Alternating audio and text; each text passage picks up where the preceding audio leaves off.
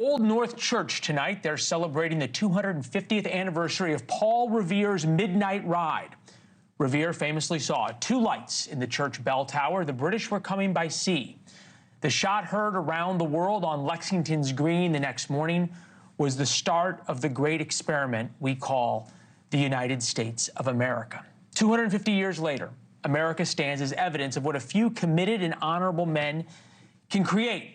We are the most powerful nation on earth. We have saved the world from tyranny many times over, not to mention brought most of mankind's greatest inventions to life. We are the wealthiest nation on earth. We offer more opportunity to more people than any nation on earth ever has. We stand as a beacon of freedom and opportunity around the world. Don't believe me?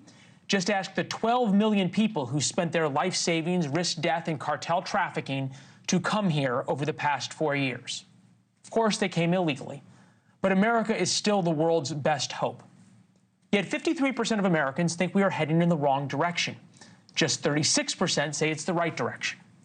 So this weekend, most Americans will either lament to friends the American experiment is broken and Trump can fix it, or that Trump is destroying it. George Will joins us, NewsNation senior political contributor, Pulitzer Prize-winning columnist. Your column inspired this segment. Great column. I would encourage everyone to read it. And you talk about the birth of America being messy. Are we in another messy time? Nothing remotely as messy as it was back then. The Revolutionary War, Leland, was our first civil war.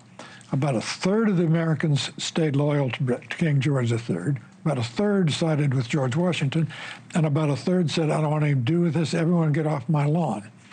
And it was brutal. Civil wars are always internecine and nasty, and this is no exception. David Brooks, writing in the New York Times, what's happening is not normal. America needs an uprising. If you keep talking like this, might people sometime take you up on it?